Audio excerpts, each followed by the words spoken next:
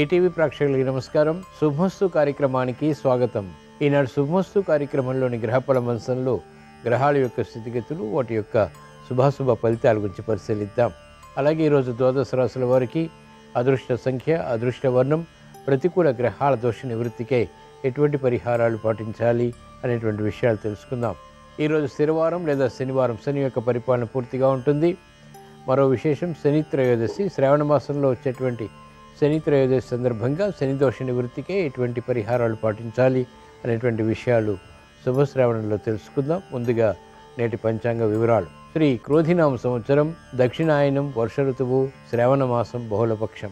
ఈరోజు తిథి బహుళ త్రయోదశి, తెల్లవారుజామున 3:56 వరకు ఉంది. వారం స్థిరవారం లేదా శనివారం. నక్షత్రం పుష్యమి, రాత్రి 9:20 వరకు. రాహుకాలం ఉదయం 9 గంటల నుంచి 10:30 వరకు. ఇప్పుడు గ్రహాల యొక్క స్థితిగతులు పరిశీలిద్దాం. బృహస్పతి సంచారం వృషభ క్షేత్రంలో, కుజ సంచారం మిథున క్షేత్రంలో, చంద్ర బుధుల సంచారం కర్కాటక క్షేత్రంలో, చంద్రుడికి స్వక్షేత్ర స్థితి. రవి సంచారం సింహక్షేత్రంలో, స్వక్షేత్ర స్థితి. శుక్రకేతువుల సంచారం కన్యాక్షేత్రంలో, శుక్రుడికి నీచ స్థితి. శని సంచారం స్వక్షేత్ర స్థితి, మూల త్రికోణ స్థితి, కుంభక్షేత్ర స్థితి, వక్రస్థితి. రాహు సంచారం మీన క్షేత్రంలో. ఇది రోజునటువంటి గ్రహస్థితి. దీని ఆధారంగా ద్వాదశ రాశుల వారికి ఏర్పడేటువంటి శుభాశుభ ఫలితాలు సూచనప్రాయంగా గోచారపరంగా తెలుసుకుందాం. ముందుగా మేషరాశి.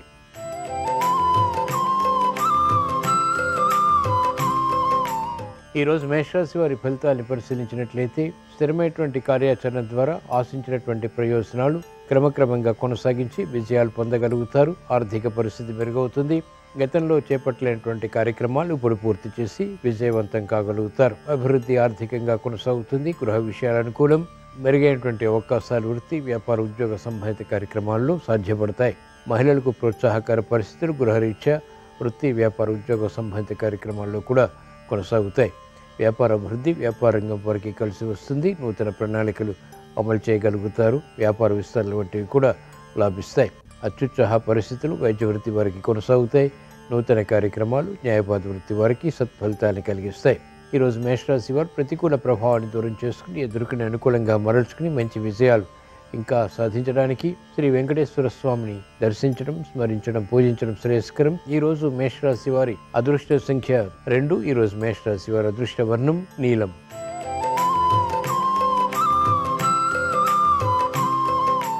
ఈరోజు వృషభ రాశి వారి ఫలితాన్ని పరిశీలించినట్లయితే కఠిన నిర్ణయాల ద్వారా ఆశించినటువంటి ప్రయోజనాలను సత్ఫలితాలు పొందగలుగుతారు.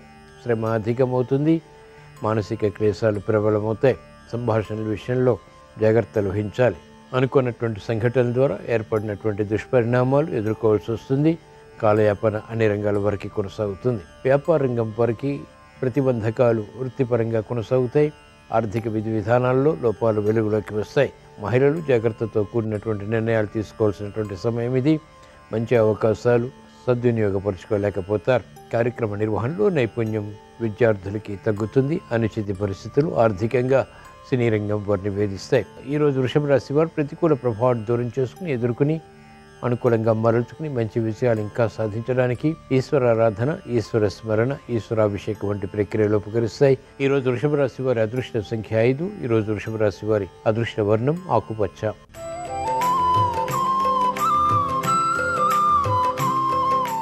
ఈరోజు మిథున రాశి వారి ఫలితాన్ని పరిశీలించినట్లయితే ఆకస్మిక విజయాలు ఆర్థిక పరంగా లేకపోలేదు. మానసిక ధైర్యం కొనసాగుతుంది. ప్రభుత్వ సంబంధిత లావాదేవీలు కలిసి వస్తాయి. నూతన ఉత్సాహంతో కార్యక్రమాలు కొనసాగించగలుగుతారు. అభివృద్ధి ఆర్థికంగా ఉంటుంది. మెరుగైనటువంటి అవకాశాలు మహిళలు కూడా పొందగలుగుతారు.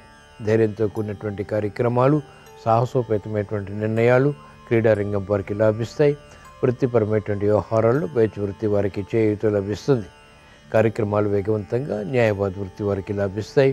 సంకట పరిస్థితులు, సమస్యలు వ్యవసాయ రంగం వారు నియంత్రించగలుగుతారు. ఈరోజు మిథున రాశి వారు ప్రతికూల ప్రభావాన్ని దూరం చేసుకుని ఎదుర్కొని అనుకూలంగా మరల్చుకుని మంచి విజయాలు ఇంకా సాధించడానికి శ్రీకృష్ణ పరమాత్మని దర్శించడం, స్మరించడం, పూజించడం శ్రేయస్కరం. ఈరోజు మిథున రాశి వారి అదృష్ట సంఖ్య 8. ఈరోజు మిథున రాశి వారి అదృష్ట వర్ణం నీలం.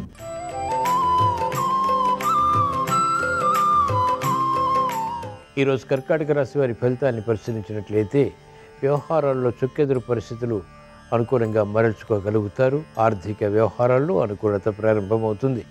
సమర్థతతో కూడినటువంటి నిర్ణయాలు తీసుకున్నప్పటికీ ప్రతిబంధకాలు ఎదుర్కోవాల్సి వస్తుంది. ఆశాజనకమైనటువంటి వాతావరణం వ్యాపార రంగం వారికి కొనసాగుతుంది. సాఫ్ట్వేర్ రంగం వారికి శుభ శకునాలు గోచరిస్తాయి. కార్యక్రమాల్లో వేగం మహిళలు పెంపొందింపజేసుకోగలుగుతారు. శ్రమతో కూడిన విజయాలు సాధించగలుగుతారు. విద్యార్థులకి ప్రతిభ గుర్తింపబడుతుంది. చేపట్టినటువంటి కార్యక్రమాలు వ్యవసాయ రంగం వారికి రాణిస్తాయి.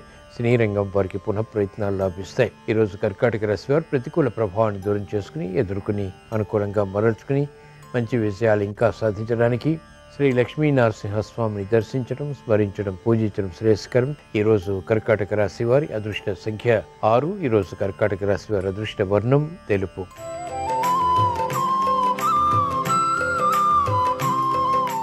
ఈరోజు సింహరాశి వారి ఫలితాన్ని పరిశీలించినట్లయితే ఆర్థిక వ్యవహారాల్లో జాగ్రత్తలు పాటించాలి. సంబంధ బాంధవ్యాల విషయంలో జాగ్రత్తలు తప్పనిసరి. ప్రతి పని చివరి వరకు ఆశాజనకంగా ఉన్నప్పటికీ చివరి నిమిషంలో ప్రతికూలంగా మారేటువంటి సంఘటనలు లేకపోలేదు. నిరుత్సాహ పరిస్థితులు కూడా ఆహ్వానిస్తారు. కాబట్టి జాగ్రత్తతో కూడినటువంటి నిర్ణయాలు, ఆచితూచి వ్యవహరించడం వంటి ప్రక్రియలు ఉపకరిస్తాయి. బాధ్యతలు మహిళలకు పెరుగుతాయి. విద్యార్థులకి గట్టి కృషితో కూడినటువంటి నిర్ణయాలు మాత్రమే ఉపకరిస్తాయి. సినీ రంగం వారికి ప్రాధాన్యత తగ్గుతుంది. చేపట్టినటువంటి కార్యక్రమాలు వైద్య వృత్తి వారికి వికటిస్తాయి. న్యాయవాద వృత్తి వారికి ప్రతికూల ప్రభావం ఆర్థికంగా కూడా ఉంటుంది. అయినప్పటికీ ఎదుర్కోగలుగుతారు. వ్యవసాయ రంగం వారికి ప్రోత్సాహకర పరిస్థితులు కొనసాగుతాయి. ఈరోజు సింహరాశి వారు ప్రతికూల ప్రభావాన్ని దూరం చేసుకుని ఎదుర్కొని అనుకూలంగా మరల్చుకుని మంచి విజయాలు ఇంకా సాధించడానికి శ్రీ ఆంజనేయ స్వామిని దర్శించడం, స్మరించడం, పూజించడం శ్రేయస్కరం. ఈరోజు సింహరాశి వారి అదృష్ట సంఖ్య 3. ఈరోజు సింహరాశి వారి అదృష్ట వర్ణం పసుపు.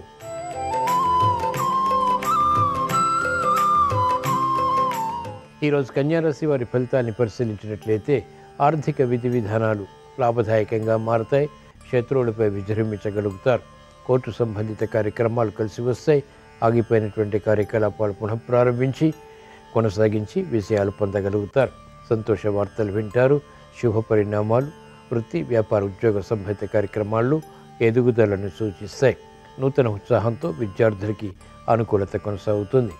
మహిళలకు ప్రాధాన్యతతో కూడినటువంటి విషయాలు సంతృప్తిని కలిగిస్తాయి. సాఫ్ట్వేర్ రంగం వారికి అత్యంత అనుకూలం. వ్యవసాయ రంగం వారికి ప్రోత్సాహకర పరిస్థితులు ఆర్థికంగా బలాన్ని కలిగిస్తాయి. మంచి నిర్ణయాలు వైద్య వృత్తి వారు తీసుకోగలుగుతారు. న్యాయవాద వృత్తి వారికి ప్రోత్సాహకర పరిస్థితులు వృత్తిలో బలాన్ని కలిగిస్తాయి. ఈరోజు కన్యారాశి వారు ప్రతికూల ప్రభావాన్ని దూరం చేసుకుని ఎదుర్కొని అనుకూలంగా మరల్చుకుని మంచి విషయాలు ఇంకా సాధించడానికి శ్రీ సుబ్రహ్మణ్య స్వామిని దర్శించడం, స్మరించడం, పూజించడం శ్రేయస్కరం. ఈరోజు కన్యారాశి వారి అదృష్ట సంఖ్య 8. ఈరోజు కన్యారాశి వారి అదృష్ట వర్ణం నీలం.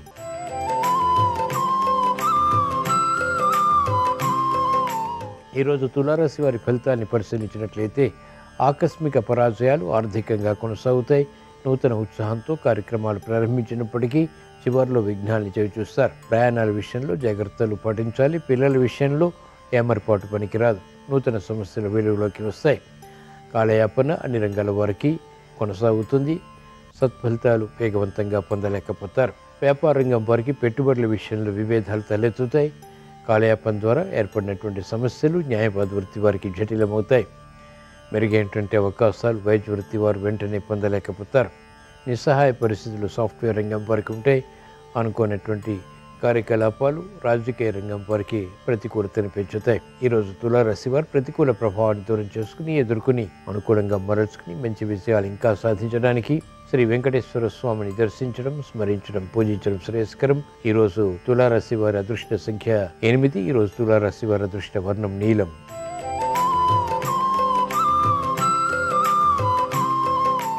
ఈరోజు వృశ్చిక రాశి వారి ఫలితాన్ని పరిశీలించినట్లయితే మెరుగైనటువంటి అవకాశాలు ఆర్థికంగా లభిస్తాయి. ఆకస్మిక విరోధాలు తలెత్తేటువంటి సంఘటనలు స్నేహితులతోటి లేదా బంధువులతోటి ఏర్పడతాయి. కాలయాపన ఉంటుంది. అయినప్పటికీ అంతిమ విషయాలు స్ఫూర్తిని కలిగిస్తాయి. బాధ్యతతో కూడినటువంటి కార్యక్రమాలు తద్వారా విజయాలు వ్యాపార రంగం వారు ఆహ్వానించగలుగుతారు. ప్రతిభతో కూడినటువంటి కార్యక్రమ నిర్వహణ విద్యార్థులకి సంతృప్తిని కలిగిస్తుంది. మహిళలకు మనస్పర్ధలు తొలగిపోయి ప్రశాంత చిత్తంతో కార్యకలాపాలు కొనసాగించేటువంటి శక్తి సామర్థ్యాలు లభిస్తాయి. విద్యార్థులకి విద్యపై అవగాహనతో కూడినటువంటి విషయాలు ప్రాప్తిస్తాయి. సాఫ్ట్వేర్ రంగం వారికి ప్రాధాన్యత పెరుగుతుంది. సినీ రంగం వారికి నూతన అంశాలు వృత్తిపరంగా ఆశాజనకంగా మారుతాయి. కార్యక్రమాల్లో వేగం వ్యవసాయ రంగం వారు పొందగలుగుతారు. ఈరోజు వృశ్చిక రాశి వారు ప్రతికూల ప్రభావాన్ని దూరం చేసుకుని ఎదుర్కొని అనుకూలంగా మరల్చుకుని మంచి విషయాలు ఇంకా సాధించడానికి ఈశ్వరారాధన, ఈశ్వర స్మరణ, ఈశ్వరాభిషేకం వంటి ప్రక్రియలు ఉపకరిస్తాయి. ఈరోజు వృశ్చిక రాశి వారి అదృష్ట సంఖ్య 3. ఈరోజు వృశ్చిక రాశి వారి అదృష్ట వర్ణం పసుపు.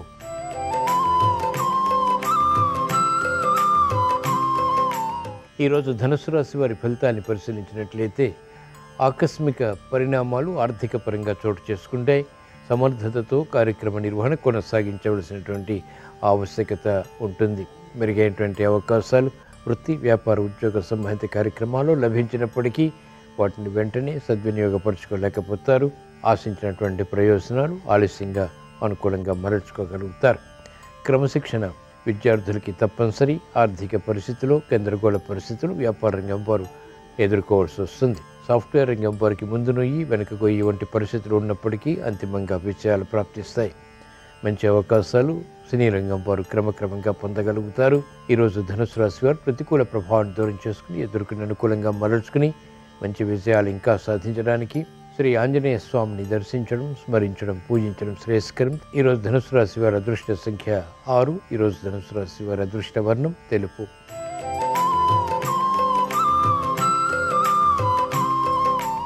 ఈరోజు మకర రాశి వారి ఫలితాన్ని పరిశీలించినట్లయితే ఆర్థిక వ్యవహారాలు కలిసి వస్తాయి.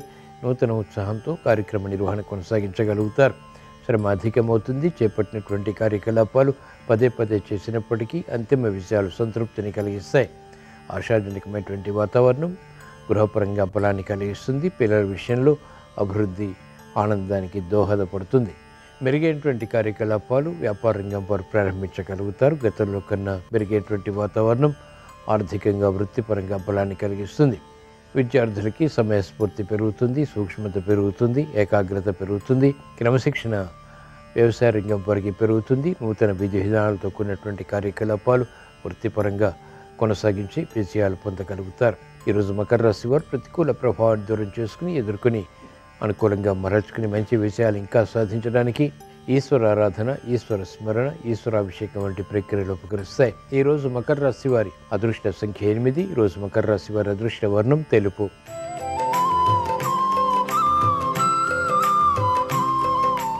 ఈరోజు కుంభరాశి వారి ఫలితాన్ని పరిశీలించినట్లయితే సమయస్ఫూర్తితో కూడినటువంటి నిర్ణయాలు తీసుకోలేకపోతారు. గందరగోళ పరిస్థితులు మానసికంగా ఉంటాయి. ప్రత్యర్థులు బలపడతారు. ఆర్థిక వ్యవహారాల్లో ఆచితూచి వ్యవహరించాలి. నూతన సమస్యలు వృత్తి, వ్యాపార, ఉద్యోగ సంబంధిత కార్యకలాపాల్లో మానసిక వేదనకి గురి చేస్తాయి. నూతన కార్యక్రమాలు వృత్తి వారు చేపట్టలేకపోతారు. సంశయాలు ప్రబలమవుతాయి. స్థిరమైనటువంటి చిత్తంతో కార్యక్రమ నిర్వహణ కొనసాగించలేనటువంటి పరిస్థితులు విస్మయాలకి దారితీస్తాయి. ఆందోళన మానసికంగా మహిళలకు ఉంటుంది. విద్యార్థులకి సమయస్ఫూర్తి తగ్గుతుంది. మంచి నిర్ణయాలు వ్యవసాయ రంగం వారికి అనుకూలతని పెంచుతాయి. ఈరోజు కుంభరాశి వారు ప్రతికూల ప్రభావాన్ని దూరం చేసుకుని ఎదుర్కొని అనుకూలంగా మరల్చుకుని మంచి విజయాలు ఇంకా సాధించడానికి శ్రీ వెంకటేశ్వర స్వామిని దర్శించడం, స్మరించడం, పూజించడం శ్రేయస్కరం. ఈరోజు కుంభరాశి వారి అదృష్ట సంఖ్య 8. ఈరోజు కుంభరాశి వారి అదృష్ట వర్ణం నీలం.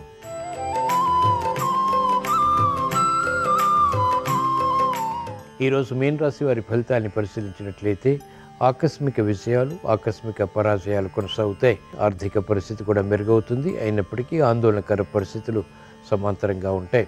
చేపట్టినటువంటి కార్యక్రమాల్లో విముఖత మహిళలకి ఏర్పడుతుంది.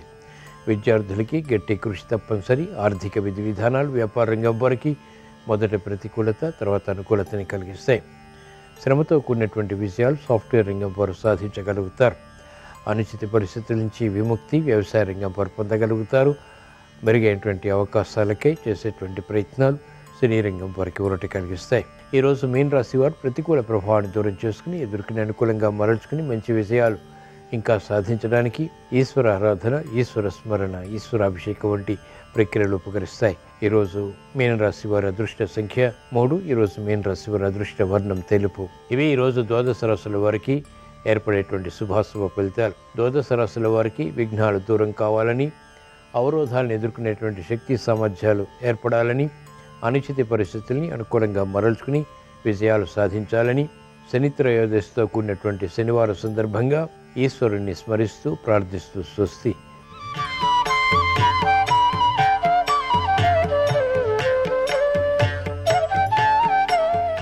శ్రావణ మాసంలో వచ్చే శని త్రయోదశి సందర్భంగా గృహంలో శని దీపాన్ని వెలిగించడం ద్వారా జాతక శని దోషాలు, రాశిపరంగా ఉన్న శని దోషాల నుంచి సులభంగా బయటపడవచ్చు. ఈ శని దీపాన్ని ఎలా వెలిగించాలంటే, స్నానం చేసిన తర్వాత మీ గృహంలో హాల్లో పడమర దిక్కులో ఒక పీటని ఏర్పాటు చేసుకోవాలి. ఆ పీటకు పసుపు రాసి కుంకుమ బొట్లు పెట్టి, ఆ పీట మీద బియ్యం పిండితో ముగ్గు వేసి, ఆ ముగ్గు మీద ఒక పెద్ద మట్టి ప్రమిదను ఉంచాలి. ఆ మట్టి ప్రమిదలో ఇంకొక మట్టి ప్రమిదను ఉంచి నువ్వుల నూనె పోసి 8 ఒత్తులు తీసుకొని ఆ 8 ఒత్తులు కలిపి ఒకే ఒత్తిలాగా చేసి ఆ ఒత్తి పడమర దిక్కు వైపు వెలిగేలాగా దీపాన్ని వెలిగించాలి. పడమర దిక్కు శని భగవానుడికి ప్రియమైన దిక్కు కాబట్టి ఇలా పడమర దిక్కులో వెలిగేలాగా శని దీపాన్ని వెలిగించినట్లయితే శ్రావణ శని త్రయోదశి సందర్భంగా జాతక శని దోషాలు, రాశిపరంగా ఉన్న శని దోషాలు వీటన్నిటి నుంచి సులభంగా బయటపడవచ్చు. అలాగే శ్రావణ మాసంలో వచ్చే శని త్రయోదశి సందర్భంగా మీకు దగ్గరలో ఉన్నటువంటి రావి చెట్టు దగ్గరకు వెళ్ళి, రావి చెట్టు మొదట్లో నల్ల నువ్వులు, మినుములు కలిపిన నీటిని పోయటం, ఆవు పాలల్లో బెల్లం ముక్క కలిపి ఆ ఆవు పాలు పోయటం, తడిసిన మట్టిని నుదుటన బొట్టులాగా ధారణ చేయటం ద్వారా శని దోషాలు తొలగింపజేసుకొని ఆర్థికంగా మంచి పురోభివృద్ధిని సాధించవచ్చు. అలాగే దగ్గరలో ఉన్నటువంటి జమ్మి చెట్టు దగ్గరకు వెళ్ళి, జమ్మి చెట్టు దగ్గర మట్టి ప్రమిదలో నువ్వుల నూనె పోసి 8 ఒత్తులు వేసి దీపాన్ని వెలిగించి, జమ్మి చెట్టు మొదట్లో 8 నల్లటి గాజులు, కొద్దిగా ఇంగువ పొడి ఉంచి జమ్మి చెట్టుకు 8 ప్రదక్షిణలు చేయటం ద్వారా శత్రుబాధలు, దృష్టి దోషాల నుంచి సులభంగా బయటపడవచ్చు. అలాగే ఈరోజు నువ్వులతో తయారు చేయబడిన ఆహార పదార్థాలు ఎవరికైనా పంచిపెట్టడం ద్వారా కూడా జాతక శని దోషాలు, రాశిపరంగా ఉన్న శని దోషాల నుంచి సులభంగా బయటపడవచ్చు. ఓం శం శనైశ్చరాయ నమః అనే మంత్రాన్ని వీలైనన్ని సార్లు పఠించడం ద్వారా కూడా శని భగవానుడిని సులభంగా ప్రసన్నం చేసుకోవచ్చు.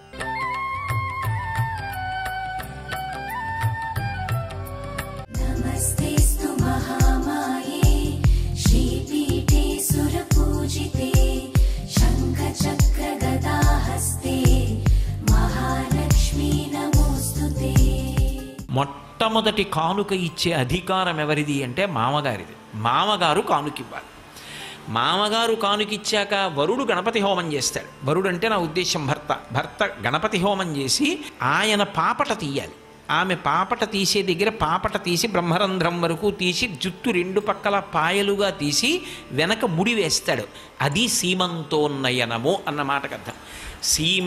సీమాంతము అంటే పాపట ఇక్కడ వరకు అంతము, ఇది దాటదు.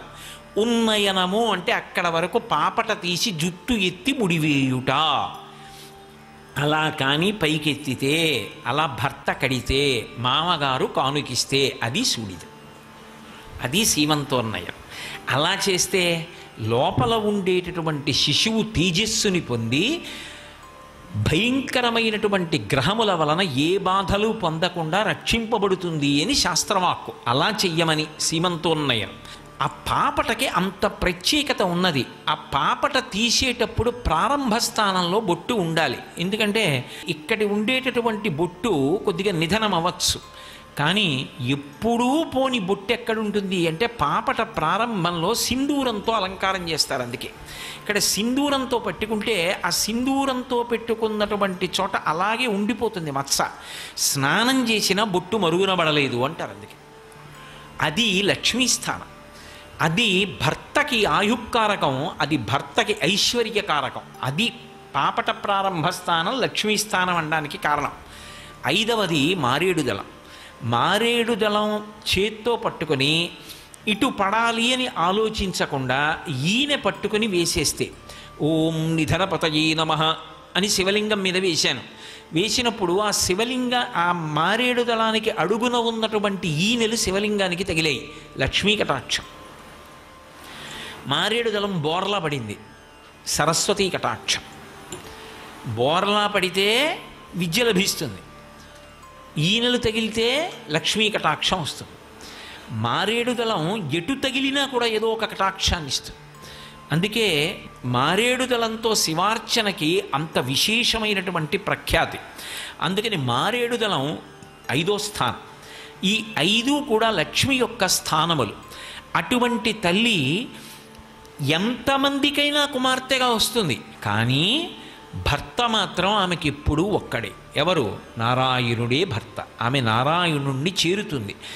అడ్డు పెట్టారనుకోండి, అలా పెట్టిన వాడెవరో వాడు సర్వనాశనం అయిపోతాడు. అందుకే బంధువులందరూ కృష్ణునకు బాలిక నిత్తుమటంచు సేముషీ సింధువులై విచారముల్ చేయక వారలను అడ్డుపెట్టి దుస్సంధుడు రుక్మి కృష్ణుడెడతాల విరోధము చేసి మత్త పుష్పంధియ వేడి నిత్తు శిశుపాలన కంచు తలంచ నందుడై అంటారు.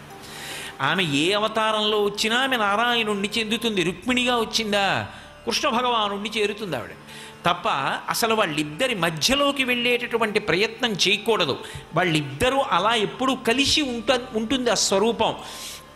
అటువంటి తల్లి ఆ పాల సముద్రంలోంచి ఆవిర్భవించింది. ఎప్పుడైతే లక్ష్మి వచ్చిందో ఆవిడ చూసింది అని ఇంకా వేరే చెప్పక్కర్లా. ఎందుకని ఓ పెద్ద మెరుపు మెరిసింది అనుకోండి, మెరుపు కాంతి అంతటినీ కప్పేస్తుంది. నేను ఇప్పుడు ఆ ఎదురుగుండా ఉన్న మేడెక్కి నించున్నాను అనుకోండి, నల్లటి మబ్బు పట్టింది అనుకోండి, చీకటిగా ఉంటుంది. అంత చీకటిగా ఉన్న స్థితిలో ఒక పెద్ద మెరుపు మెరిసింది అనుకోండి, ఆ మెరుపు అందరికీ కనపడుతుంది. లక్ష్మి కూడా అంతే. ఆమె లోకాన్నంతటినీ చూస్తుంది, లోకమంతా ఆమె వంక చూస్తుంది. అందుకే ఆమె లక్ష్మి అన్న పేరు పొందింది. ఇప్పుడు ఆ తల్లి ఆవిర్భవిస్తూనే అందరి వంక చూసి ఆమె లక్ష్మి కాబట్టి వెంటనే ఉత్సాహాన్ని పొందారు, సంతోషాన్ని పొందారు. అమ్మయ్యా తల్లి ఆవిర్భావం అయింది. లక్ష్మి ఎక్కడ ఉన్నదో బాగా జ్ఞాపకం పెట్టుకోండి, అక్కడ సంతోషం ఉంటుంది. అసలు లక్ష్మీ కటాక్షం అన్న మాటకు అర్థం ఏమిటో తెలుసా? సంతోషంగా ఉండడమే లక్ష్మీ కటాక్షం.